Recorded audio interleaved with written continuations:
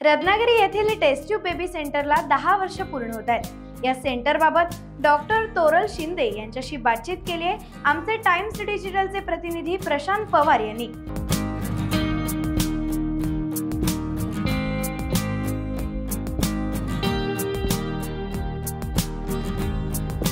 आई होण्याचं स्वप्न हे प्रत्येक स्त्रीचं असतं। मात्र काही अडचणींमुळे किंवा ज्या काही शारीरिक व्याधी असतात त्या व्याधींमुळे आई होण्याचं स्वप्न अनेकांचं भंगतं।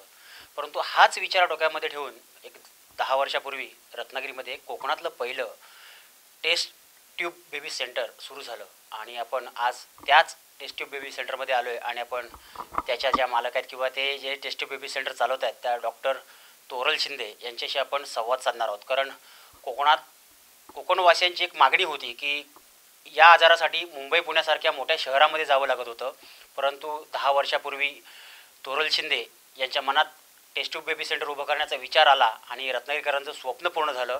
आणि त्यांची या 10 वर्षाची वाटचाल कशी आहे हे आपण त्यांच्याकडून जाणून घेणार आहोत। मॅडम नमस्कार। एक कोकणवासियांचं स्वप्न होतं की Ratnagiri test tube baby centre असावं, कारण टेस्ट ट्यूब बेबी म्हटलं की मुंबई पुणे हाच विचार डोक्यांमध्ये लोकांच्या असायचा, परंतु हे अचानक आपल्याला ही संकल्पना कशी सुचली? सर्वप्रथम थँक्यू।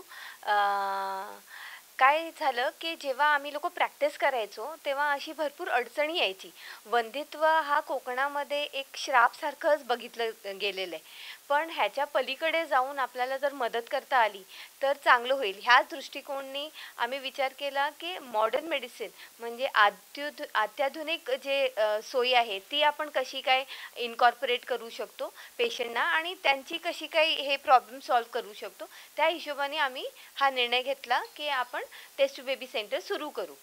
रत्नागिरीत वंध्यत्वाचं त्यावर्षी 10 वर्षापूर्वीचं प्रमाण आणि आत्ताचं प्रमाण, नंतर टेस्ट ट्यूब बेबी सुरू झालं। सुरुवातीच्या काळात महिलांमध्ये एक भीती होती की आपण समोर कसं जायचं, पुढे कसं जायचं, पुढाकार कसा घ्यायचा, त्यावेळची परिस्थितीची आणि आत्ताची परिस्थिती यामध्ये नेमका काय फरक जाणवतो? जेव्हा आम्ही सुरुवात केली तेव्हा पेशंट्सना बऱ्यापैकी माहिती नव्हतं। सगळ्यांच्या घरात आजूबाजूला लोकांना माहिती असतं की हे जोडप्यांना वंध्यत्व आहे, पण कोणी बोलून नाही दाखवायचं। तर आम्हाला पहिल्यांदा जेव्हा आम्ही ह्याच्याबद्दल बोलायला लागलो तेव्हा लोकांना थोडीशी भीती कमी झाली आणि त्यानंतर पेशंट आपोआप त्यांना आम्ही काय म्हणतात समुपदेशन केलं, त्यांना आम्ही जागृत केलं की कसं हे प्रॉब्लेम्स आहे आणि ह्याला सॉल्व्ह कसं करू शकतो। ह्या हिशोबाने आम्ही पहिला टप्पा घेतला आणि हळूहळू आत्ताच्या घडीत लोकांना माहिती आहे की अरे आपल्याला 1 वर्ष झालं लग्नाला, तर आपण घरी बसायला नाही पाहिजे आणि त्याच्यासाठी ट्रीटमेंट घ्यायला पाहिजे। म्हणजे 10 वर्षाचा हा प्रवास म्हणजे जे पेशंट नाही बोलत होते तर आता ते बोलके झालेले आहेत आणि त्यांना समजते की आपल्याला काय प्रॉब्लेम्स आहे आणि कशी ट्रीटमेंट घ्यायची। थोडं एक वेगळा प्रश्न विचारतो मॅडम तुम्हाला।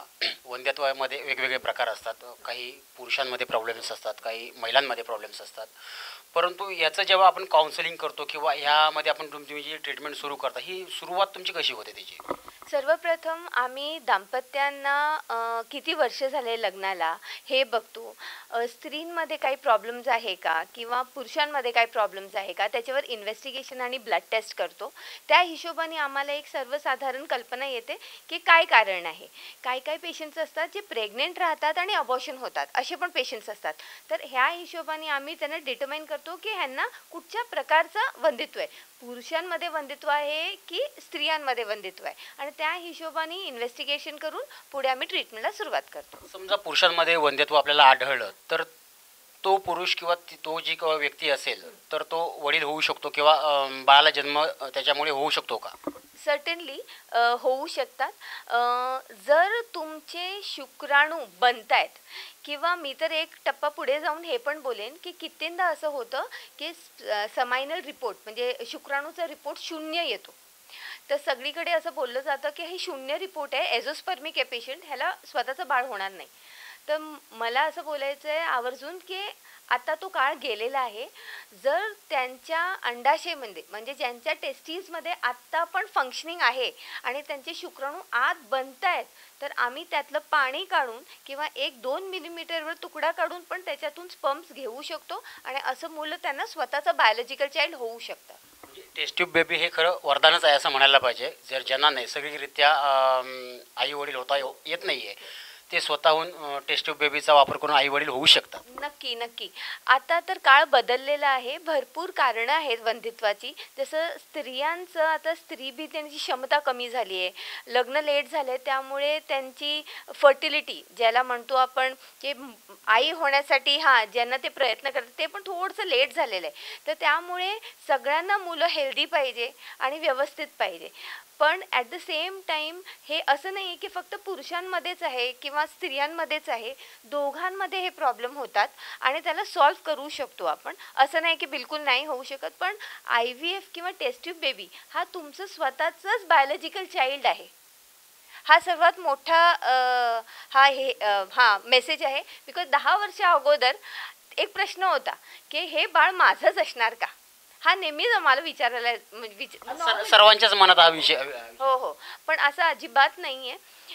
हे बाळ जे आहे ते त्या दाम्पत्याचंच असतं. जर त्या पुरुषांमध्ये काही कारणामुळे टेस्टीज बनलेलेच नाही आहे किंवा ते जन्मतच टेस्टीज नाही आहे किंवा त्या स्त्रीमध्ये जन्मतच स्त्रीबीज बनत नाही आहे किंवा त्याच्या स्त्रीबीज देण्याची क्षमता कमी झाली आहे, तर तुम्हाला वेगळे पर्याय तुम्ही घेऊ शकता. अदरवाईज हा तुमचं स्वतःचं बायोलॉजिकल चाइल्डच असतं. आता एक उल्लेख केला आपण IVF आणि टेस्ट ट्यूब बेबी. अजूनही ग्रामीण भागात म्हणजे जिथं खेडोपाडी असे काही शब्द वापरले तर त्यांना पटकन लक्षात येत नाही. थोडक्यात आपण जरा IVF किंवा टेस्ट ट्यूब बेबी म्हणजे एकच आहे. नॉर्मल लोकांना समजण्यासाठी ह्याला टेस्ट ट्यूब बेबी असं बोललं जातं. ह्याच्यामध्ये काय होतं की इन विट्रो फर्टिलायझेशन, ह्याच्यामध्ये स्त्री बीज आणि शुक्राणूचं मिलाप आमच्या लॅबमध्ये केलं जातं. जे नॅचरली नैसर्गिक रूपेने गर्भपिशवीच्या आत होतं तेच लॅबमध्ये होतं आणि त्याच्यामध्येच पिंड बनतं आणि हे पिंड बनल्यापासून 3ऱ्या किंवा 5व्या दिवशी गर्भपिशवीमध्ये परत सोडलं जातं आणि गर्भधारणा होते. येस, IVF आणि टेस्ट ट्यूब बेबी हा तेच आहे. फक्त ICSI इंट्रासायटोप्लाझ्मिक स्पर्म इंजेक्शन हे IVF पेक्षा एक सुपिरियर आहे.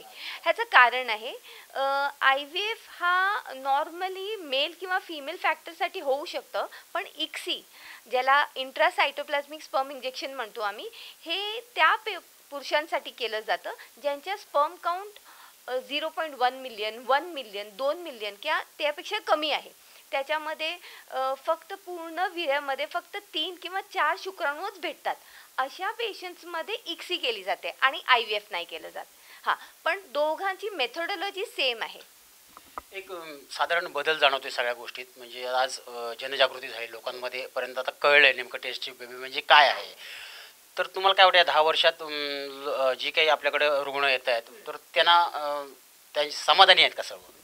नक्कीच. मला हे बोलायला खूप आनंद होतो की पेशंट्स आमचे काय आहेत जे नंतर बाळा घेऊन पण येतात आमच्याकडे. तर ह्याच्यापेक्षा जास्त आनंदाची गोष्ट आमच्यासाठी नाही आहे. पण हे पण तेवढंच खरं आहे की आत्ता 10 वर्षाच्या कालावधीमध्ये पेशंट्सना आता नातेवाईकांमुळे म्हणा किंवा इतर बातमींमुळे म्हणा हे कळलेलं आहे की वंध्यत्व म्हणजे काय आहे आणि त्या हिशोबाने आपल्याला काय करायला पाहिजे. अगोदरच्या काळामध्ये कसं असायचं की आपण बाहेरचं बघू, आपण जरा थोडं थांबू. आत्ता असं नाही होत. आता लवकर ट्रीटमेंट होते, त्यामुळे लवकर मुलं पण होऊ शकतात. बदललेली जीवनशैली आहे माणसाची आज, म्हणजे मॉडर्न जीवन सुरू झाले. पूर्वीचं जीवन आणि आत्ताचं जीवनशैली याच्यात खूप जमीन आसमानाचा फरक आहे. त्यामुळं बरेचसे आजार म्हणा, डायबिटीससारखे आजार असतील किंवा इतर सगळ्या गोष्टी असतील, हे त्याचमुळे उद्भवू शकतात का? नक्की. जीवनशैली तर सर्वात मोठं कारणीभूत आहे. जसं की आता सगळ्यांनाच माहिती आहे की India is a hub for diabetes आणि ह्याचं श्रेय आपल्याला जीवनशैलीलाच द्यायला पाहिजे. अगोदरच्या काळामध्ये असं नाही व्हायचं, पण आत्ता आम्हाला भरपूर ब्लड प्रेशर, डायबिटीज, कोलेस्ट्रॉलचे पेशंट बघतो आम्ही आणि इवन ओबेसिटी, लठ्ठपणा.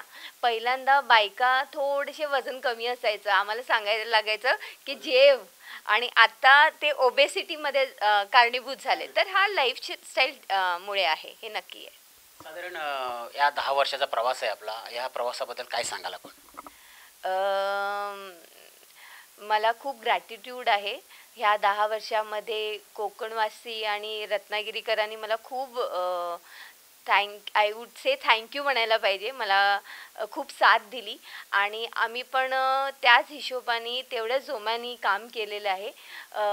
त्यामध्ये मला असं वाटतं हा पूर्ण श्रेय माझ्या टीमचा, डॉक्टर निलेश शिंदे, आमची पूर्ण टीम आणि पेशंटचा आहे. बिकॉज जर त्यांनी आमच्यावर विश्वास नाही ठेवला असता तर आज आमचे 10 वर्ष म्हणजे सक्सेसफुली कंप्लीट नाही झाले असते. कसं आहे, असं म्हटलं जातं की एका पुरुषाच्या मागे एका स्त्री खंबीरपणे उभी असते, परंतु आज या ठिकाणी आम्हाला असं पाहायला मिळतंय की एका स्त्रीच्या मागे तिचेच पती खंबीरपणे उभे राहिले आणि त्याचमुळे या गोष्टी शक्य झाल्यात. थोडक्यात सरांसाठी काय सांगा? असं म्हणतात इंग्लिशमध्ये की somebody is the wind behind your beneath your wings. म्हणजे पंखाच्या खालीचा वारा. तर मला असं वाटतंय my husband is the wind beneath my wings. जर ते नसते तर मी बिलकुल काय करू शकले नसते. Thank you so much. या होत्या डॉक्टर तोरल शिंदे. आपण त्यांच्याशी संवाद साधलाय. 10व्या वर्षात Ratnagiri test tube baby centre पदार्पण करते आणि आपण त्यांना टाइम्स डिजिटलच्या वतीने शुभेच्छा देतोय आणि त्यांचं हे कार्य हे असंच अविरत सुरू राहो आणि जे काही कोकणातील माता भगिनी असतील त्यांचं आई होण्याचं स्वप्न आहे ते त्यांच्या माध्यमातून पूर्ण हो हीच आपण त्यांना सदिच्छा देऊया. कॅमेरामन दीपक मोहितेसह Prashant Pawar, Times Digital, Ratnagiri. Times डिजिटलला लाईक करा, शेअर करा, सबस्क्राईब करा आणि बेल आयकॉन दाबायला विसरू नका. Times digital.